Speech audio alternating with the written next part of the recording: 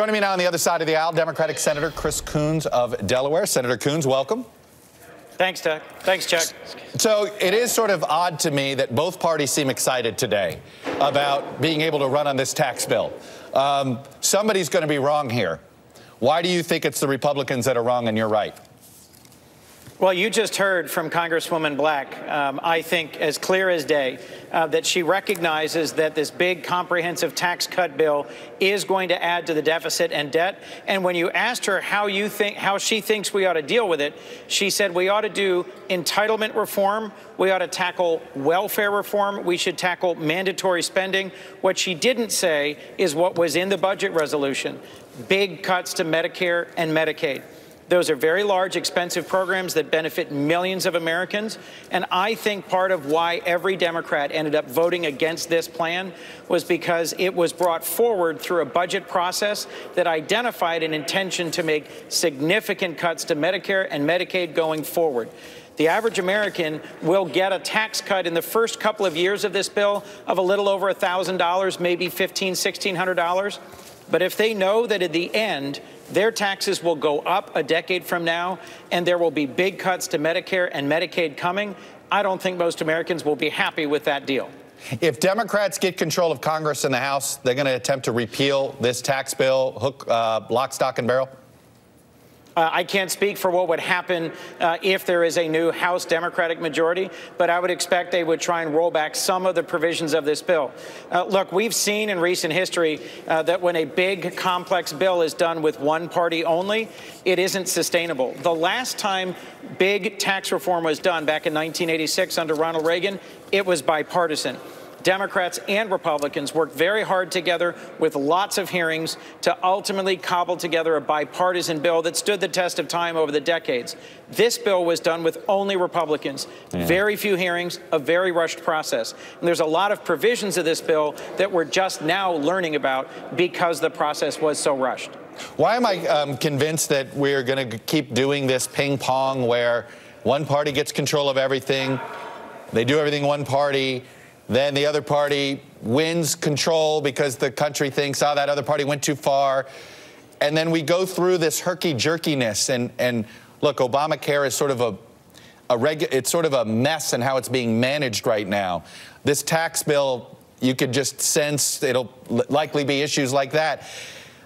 When is somebody going to cry enough of this ridiculous way to run the Senate, whether it's Harry Reid or Mitch McConnell? Well, Chuck, one of our challenges is that we keep having people elected to the Senate, to the House, who come here not to compromise, not to seek bipartisan solutions, but to join sort of their team. I worked very hard 2 and 3 weeks ago to try and get an alternative path for this tax bill, meeting with Republicans, putting together a proposal that would have cut corporate tax rates and delivered a real middle-class tax cut, the sort of thing Donald Trump actually ran on. But we were not ultimately able to get enough members to agree to it. Ultimately, the outcome was Republicans all voted for this bill, Democrats all voted against it. What I hear from the people of Delaware, Chuck, day in and day out, is that they want me to work across the aisle and to find positive ways to work together going forward. I think part of why we've had divided government, Republicans and Democrats controlling the White House and the Congress in different periods, right, is that the average American does want us to work together, does want us to compromise. Yeah, I don't know whether they want you to work together or they just want that check on each other sometime. Yeah. Let me ask this. What about this tax bill? You said you would likely work to repeal parts of it. What do you think what's a good idea in this tax bill that you think, you know what, this part I wouldn't repeal? Well, I'll tell you, I have 2 bipartisan manufacturing tax provisions where I've got conservative Republican co-sponsors. They weren't included in the bill, but I believe they would have strengthened it. I do think that we needed to bring the statutory corporate rate down from 35 to be more competitive. But a huge amount of money is now going to come back into the United States, and corporations can do whatever they want with it. And early indicators are most corporations will do big stock buybacks, big dividends, and they won't do the sorts of things we would hope they do with it. Invest in hiring people, invest in wage increases or bonuses, invest in capital equipment. We could have structured this so that there was a significant corporate rate reduction and those funds were steered towards positive purposes for our country. couple of political questions. It's interesting. You do often speak in bipartisan terms. You talk about trying to come up with different, whether it's a lot on foreign policy.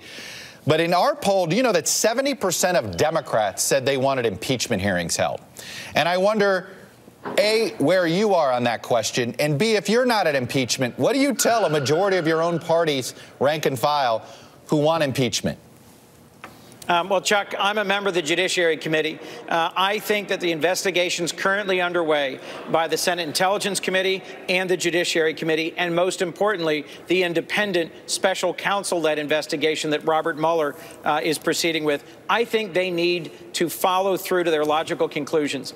I think there is more and more evidence coming forward as key individuals in the Trump campaign and the Trump administration are being interviewed. And I think we should allow those investigations unimpeded by the administration to get to their logical conclusion. But you're not shying away from the I word, it doesn't sound like. I'm not calling for the president's impeachment at this point because I don't think we've seen the sorts of evidence that would justify it at this point. And I'm a political realist. It's a Republican-controlled House and Senate. Impeachment won't move forward unless there is something that shocks the conscience of the average American and persuades a majority of Republicans that this president has committed high crimes and misdemeanors. I think it is premature for us to even discuss that.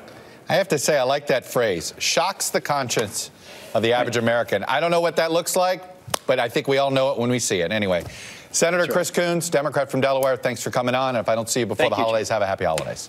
Thank you. Well, the bill